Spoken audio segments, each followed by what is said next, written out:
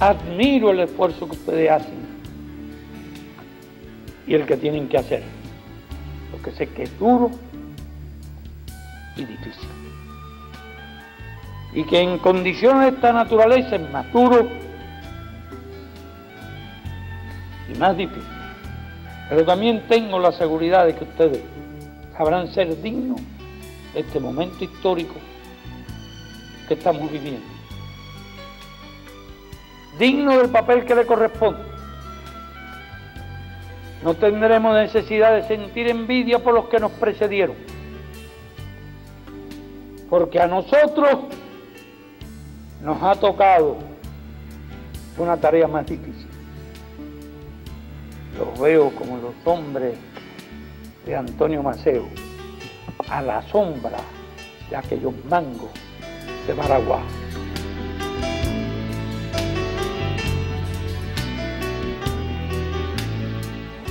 Que una institución como la nuestra haya estado 50 años y tenga durante 50 años la ayuda y el consenso de la población en toda esta etapa, habla por sí sola de su efectividad. Una vez que logramos el esclarecimiento del hecho, eso gratifica las horas difíciles. Nos ven como el orden, como la imagen a seguir. Es una recompensa que adquirimos día a día cuando salvamos una vida, cuando vemos que enfrentamos a diario el actuar del enemigo. Para mí el Ministerio del Interior me ha dado la posibilidad de prepararme, de desarrollarme profesionalmente. Se siente un sano orgullo de haber servido, de ser útil, de saber que se ha arriesgado la vida por salvarla de algún compatriota.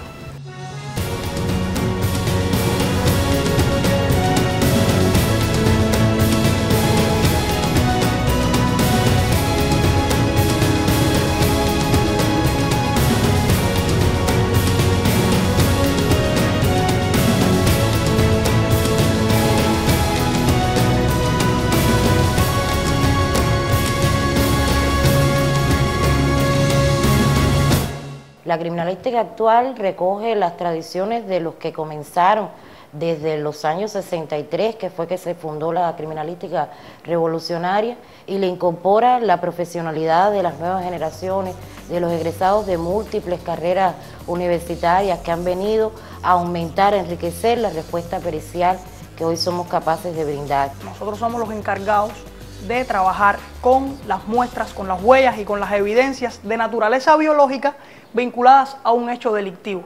Con el nuevo siglo hay un proceso de fortalecimiento del vínculo entre la población y el Ministerio del Interior, a partir del funcionamiento de un ministerio más pequeño, más organizado, con un nivel de funcionalidad más alta, un ministerio que va a contar además con un grupo importante de nuevas tecnologías que se ponen en función del enfrentamiento, un ministerio que se va a apoyar en el trabajo mancomunado de la sociedad. El movimiento de cadetes insertados en las universidades nacionales no es más que los estudiantes que son captados en los técnico medio, del MININ, que vienen a estudiar y tienen una vida como cualquier estudiante.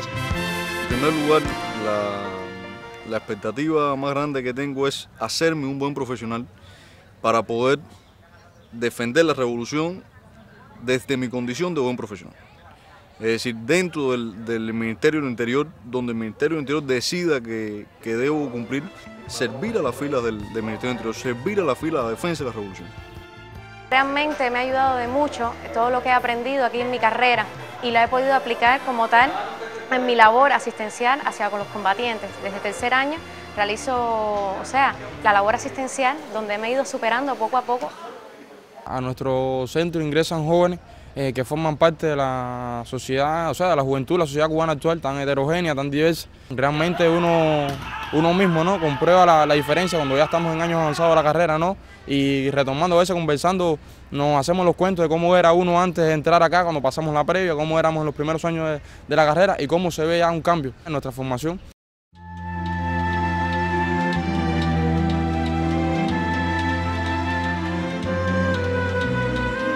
Hoy el Ministerio del Interior está formado fundamentalmente por jóvenes establecer ese análisis comparativo entre el delito de privación de libertad regulado en el artículo 269, apartado 3. Nosotros nos titulamos como licenciados en Derecho, pero en un perfil determinado. O sea que tiene esa particularidad y esa complejidad a partir de que prácticamente realizamos 2 carreras al mismo tiempo.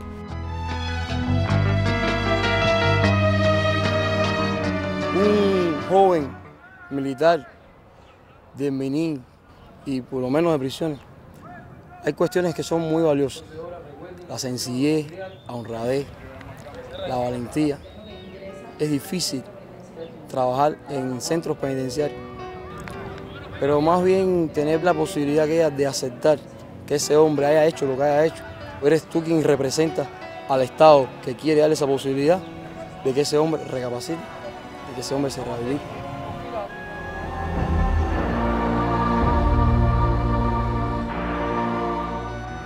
Para mí, ser miembro de la Dirección Cultural Personal ha sido lo mejor que me ha podido pasar como joven cubano y revolucionario. Ha sido una experiencia maravillosa, inolvidable y un privilegio enorme y exclusivo. He dedicado a esta tarea casi la mitad de mi vida. Lo he hecho con un amor inmenso y lo haré por el tiempo que sea necesario. Soy uno de los miles de cubanos que como parte del pueblo uniformado ha defendido esta hermosa obra que es la Revolución Cubana. Pero no podría explicarte lo que significa para mí ser miembro de esta dirección sin mencionar a todos los hombres y mujeres que desde la fila del Ministerio del Interior en estos 50 años han hecho posible que se mantenga intacta la integridad física de los principales dirigentes de nuestra revolución.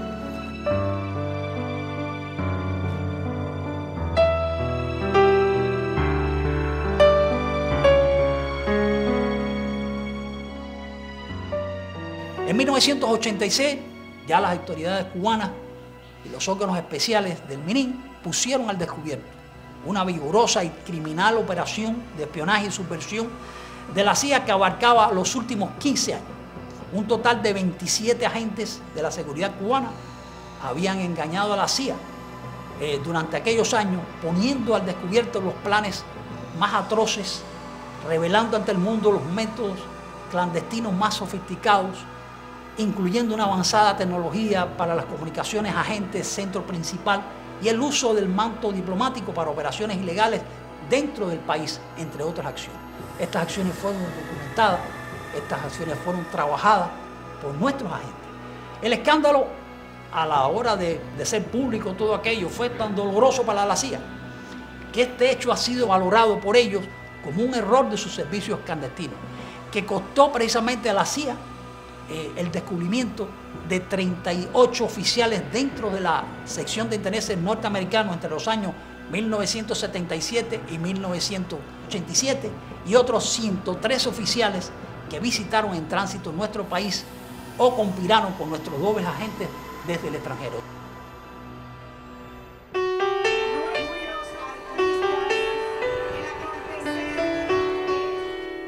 La perdurabilidad de la obra, con la cual todos humildemente hemos contribuido, depende de la acción precisamente de las nuevas generaciones.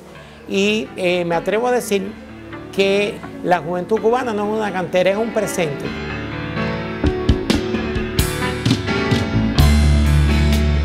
Creo que debemos enfocar nuestros esfuerzos en trabajar precisamente con ellos, crearles una conciencia de la importancia que tiene superarse, estudiar, preservar los valores que ya hemos conquistado y sobre todas las cosas estar conscientes de que existe un imperio, existe un enemigo y ese enemigo es acérrimo, tiene un odio visceral contra nuestro pueblo y son precisamente los jóvenes el presente y el futuro de este país y son ellos precisamente los que tienen que empuñar todas las armas en cada una de las trincheras que estén para defender las conquistas de nuestra revolución. Estoy convencido que sí va a haber una continuidad. La vida, esa es la historia de la Revolución Cubana. Es la historia de la Revolución toda la vida.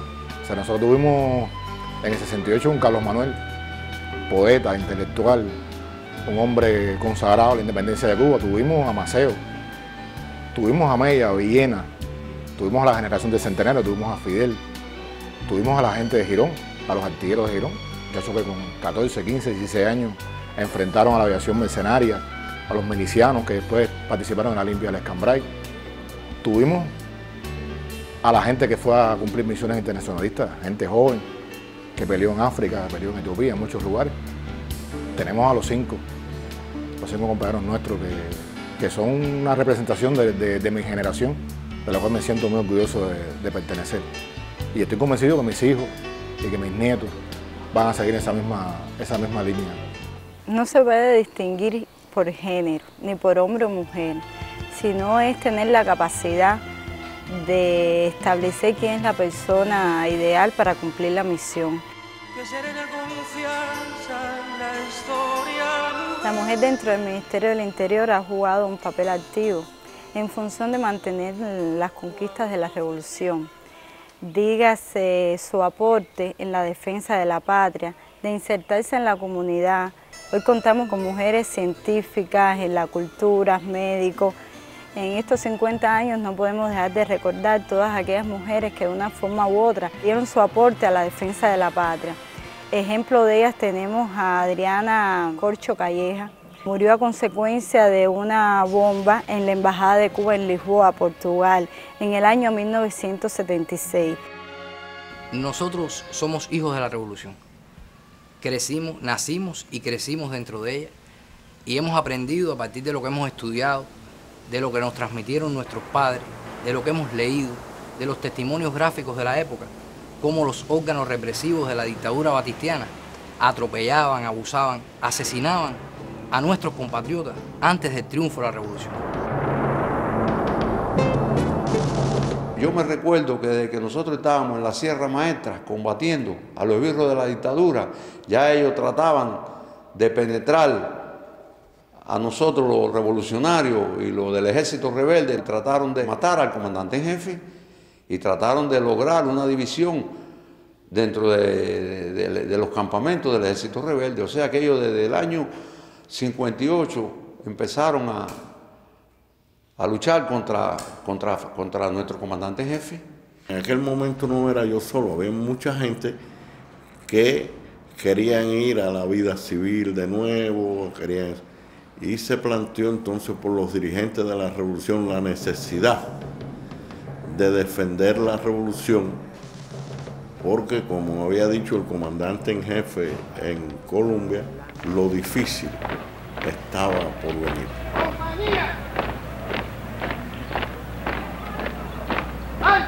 Hay que tener en cuenta en los antecedentes todo lo relacionado con toda la actividad que se realizó por las organizaciones revolucionarias durante las guerras de independencia y en las zonas liberadas del ejército rebelde.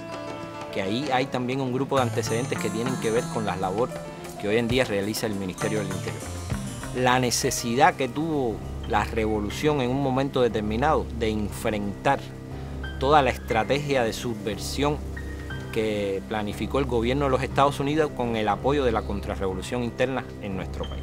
A partir de aquí, en el contexto del surgimiento del MININ como institución, ahí está la expresión también de toda esta política norteamericana hacia nuestro país, que parte en primer lugar de toda una política de atentados contra los dirigentes del país, de atentados contra entidades económicas, una política también de subvertir el prestigio que ya iba alcanzando la revolución en el plano internacional, de subvertir los logros que iba alcanzando la revolución en el plano social dentro del país, y se concreta la violencia contrarrevolucionaria contra nuestro país. En aquellos momentos, Estados Unidos utilizó todo tipo de falacia, utilizó todo tipo de argumentos para justificar su guerra secreta, que se inició precisamente desde el mismo año 1959 y después se legalizó a partir del mes de marzo de 1960 como una de las grandes primeras operaciones del imperialismo contra Cuba, que fue precisamente el plan de acciones encubiertas, que estableció un grupo de direcciones dirigidas a destruir la revolución. Creó una contrarrevolución interna, porque una contrarrevolución que no existió, ni ha existido nunca en Cuba desde el punto de vista